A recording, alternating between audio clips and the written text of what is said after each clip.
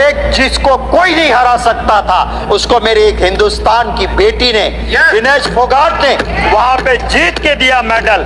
आज उसकी हालत आपने क्या की थी? आपकी क्या नीति थी? वो बेटी जब न्याय मांग रही थी, पुरुष उसको घिसड़ के ले जा रहे थे। क्या ये आपकी नीतियां हैं? आज जिस वीडियो पे रिएक्शन देने वाले हैं उस वीडियो का टाइटल है भरे सदन में विनेश हमारी बेटी वाले भाषण ने मचाया तहलका, जिसकी कोई औलाद नहीं वो क्या जाने। तो इस पे देखते हैं जो है मोदी जी का क्या रिप्लाई रहता है। तो आप लोग वीडियो को पूरा देखिएगा। अगर चैनल पर नया है तो प्लीज़ चैनल को सब्सक्राइब कर ले। चलते हैं आज का वीडियो शुरू करते हैं।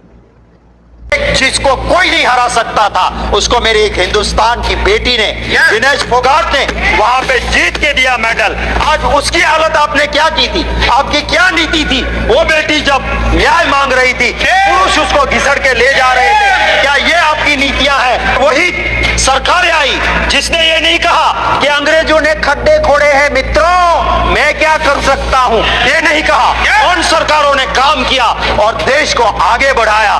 कभी ये नहीं कहा, कभी ये नहीं कोसते रहे कि पिछली अंग्रेजों ने ये किया वो किया, हम क्या करें। नहीं, करके दिखाया। आज की ये सरकार 10 साल खत्म होने के बाद भी गाली देते हैं पुरानी सरकारों को। आपने 10 साल में क्या किया वो तो बताइए। अरे आप पुरानी सरकार को गालियां देते हो।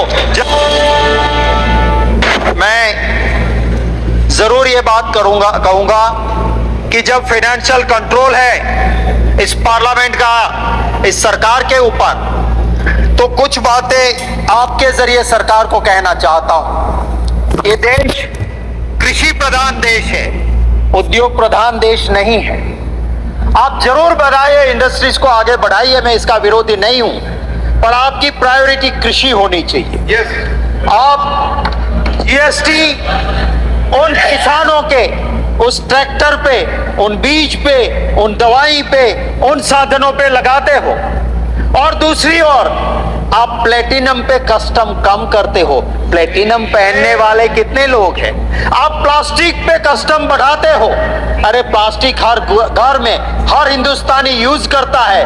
प्लेटिनम यूज करने वाले आपके चंद दोस्त हो सकते हैं, आम हिंदुस्तानी नहीं हो सकता है। मैं कहना चाहता हूं कि इस देश में हम रोजगार की चिंता करते हैं। मैंने सरकार को आगाह किया था कि सिंथेटिक डायमंड आ रहा है।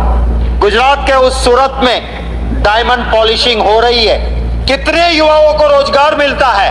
आप अगर चाइना के ऊपर कंट्रोल नहीं करोगे, आप सिंथेटिक डायमंड के ऊपर कंट्रोल नहीं रखोगे, वो बेरोजगार होगा। सूरत में डायमंड पॉलिशिंग करने वाला आज सुसाइड करने में मजबूर हो रहा है। सावन के महीने में वहां पे कारखाने बंद हो रहे हैं। सरकार की नीतियों की वजह से ये सब कुछ हो रहा है। नीतियों पे मैं चर्चा करता हूं क्योंकि मैं मेरी मर्यादा जानता हूं एप्रोप्रिएशन बिल पे बोलने की। पूरे एशिया में largest ship breaking yard Bhavnagar के अलंग में था। आज वो अलंग की हालत क्या करके रख दी है आपने? प्लॉट पड़े हैं, शिप वहां नहीं लग रहे हैं, वो आपकी नीति की वजह से है। बांग्लादेश में शिप ब्रेकिंग यार्ड चल रहा है, पाकिस्तान में चल रहा है, ताइवान में चल रहा है, और मेरे देश में गुजरात के उस अलंग में शिप ब्रेकिंग यार्ड क्यों नहीं चल रहा है? आपको थोड़ा सोचना होगा। मैं जरूर ये कहूंगा कि आप जब स्पोर्ट्स की बात करते हो, आप रमत की बात करते हो, आपकी नीति कैसी होनी चाहिए? आज पूरा देश फक्र के साथ सिर ऊंचा रखता है कि जिसको कोई नहीं हरा सकता था उसको मेरी एक हिंदुस्तान की बेटी ने, विनेश फोगाट ने वहां पे जीत के दिया मेडल। आज उसकी हालत आपने क्या की थी? आपकी क्या नीति थी? वो बेटी जब न्याय मांग रही थी, पुरुष उसको घिसड़ के ले जा रहे थे। क्या ये आपकी नीतियां हैं रमत के लिए? मैं ये कहना चाहता हूं सभापति महोदय, जम्मू कश्मीर वो हमारी जान है। देश की आजादी के बाद वो जवाहरलाल नेहरू जी थे, वो सरदार वल्लभ भाई पटेल थे जिन्होंने जम्मू कश्मीर को हमारे देश के साथ जोड़ के रखा। ये अटल बिहारी वाजपेयी जी को भी मैं याद करूंगा। वो अटल बिहारी वाजपेयी जी थे जिन्होंने कहा कि सिर्फ जम्मू कश्मीर की जमीन नहीं, वहां के लोगों का जमीर भी हमें जीतना होगा। वहां के लोगों के दिलों को जीतना होगा। आपने क्या कर दिया? उसका स्टेट मिटा दिया आपने। आप कहते हो 370 निकाल के हमने शांति कर दी। कौन सी शांति की है? आज वहां जवान भी शहीद हो रहा है, आज सिविलियन भी वहां मर रहे हैं, और सबसे ज्यादा ये दिक्कतें जम्मू एंड कश्मीर में आ रही है। मैं वित्त मंत्री का जरूर आदर करता हूं। ये विदेश मंत्री जी भी यहां पर बैठे हैं। जहां तक मेरी जानकारी है, दोनों ही, जिसकी मैं बहुत इज्जत करता हूं, ऐसी जवाहरलाल नेहरू यूनिवर्सिटी JNU के पास आउट है, जिसको कुछ लोग गुंडों का अड्डा कहते हैं। मैं उनका सम्मान करता हूं कि वो JNU। जी, मैं ये भी कहना चाहता हूं कि आपका क्या काम होना चाहिए। ये देश जब आजाद हुआ, अंग्रेजों ने जितना जहर डालना था डाल के गए थे, भाषा के नाम पे, प्रांत के नाम पे, मजहब के नाम पे। और इस देश के अंदर सभापति महोदय एक सुई नहीं बनती थी, सुई हमें बाहर बनाने भेजना पड़ता था। इस देश के अंदर गेहूं अमेरिका से आते थे, लाल कलर के गेहूं BL 480। इस देश को जहां सुई नहीं बनती थी, वहां हवाई जहाज बनने लगे, IIM ITIs बने। जहां पे गेहूं बाहर से लाते थे, वहां हरित क्रांति हुई, हम धन धान के भंडार बाहर भेजने लगे। ये वही सरकार आई जिसने ये नहीं कहा कि अंग्रेजों ने खड्डे खोड़े हैं मित्रों, मैं क्या कर सकता हूं, ये नहीं कहा। उन सरकारों ने काम किया और देश को आगे बढ़ाया। कभी ये नहीं कहा, कभी ये नहीं कोसते रहे कि पिछली अंग्रेजों ने ये किया, वो किया, हम क्या करें। नहीं, करके दिखाया।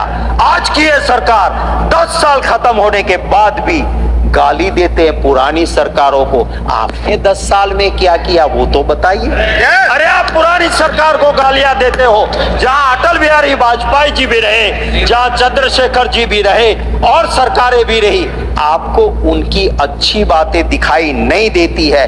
मैं ये जरूर कहूंगा कि आज आप जो GST का, कल ही मेरा क्वेश्चन था सभापति महोदय, GST में जितनी गड़बड़ियां हो रही है, आप टैक्स का नया स्ट्रक्चर लेके आते हो, पर पुराने स्ट्रक्चर में कौन चोरी कर रहा है, इसको पकड़ने की आपकी अपनी काबिलियत होनी चाहिए।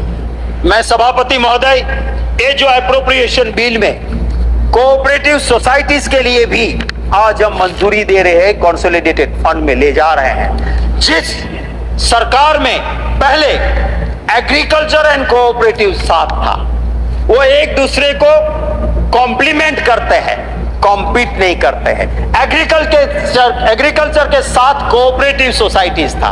आज होम के साथ क्या धंधा चलाना है कोऑपरेटिव में? होम के साथ कोऑपरेटिव्स क्यों हो रहा है? और ये क्या हो रहा है? जब बैंकिंग रेगुलेशन एक्ट कहता है कि 8 साल से ज्यादा कोई डायरेक्टर नहीं रह सकता है, मुझे दुख है कहते हुए कि अहमदाबाद डिस्ट्रिक्ट कोऑपरेटिव बैंक में 14-15 साल से चुनाव ही नहीं हुआ है। जहां पहले इस देश के अभी बैठे हुए गृह मंत्री, सहकार मंत्री उसी बैंक के चेयरमैन हुआ करते थे, 15 साल तक चुनाव नहीं होता है। कि देखा है आपने? वही डायरेक्टर जाते हैं। बैंकिंग रेगुलेशन एक्ट का आप क्या कर रहे हो? सच्चाई तो यह है कि अमूल जैसी, जिसने इस देश को एक बहुत बड़ा नाम दिया विदेशों में भी, जो अमूल है, वहां का चेयरमैन क्योंकि आपकी पार्टी का नहीं था, आप तोड़ के ले जाके वॉशिंग मशीन में डाल के उसको आपका बनाते हो। क्या ये कोऑपरेटिव्स का काम है? कोऑपरेटिव सोसाइटी का क्या ये काम है?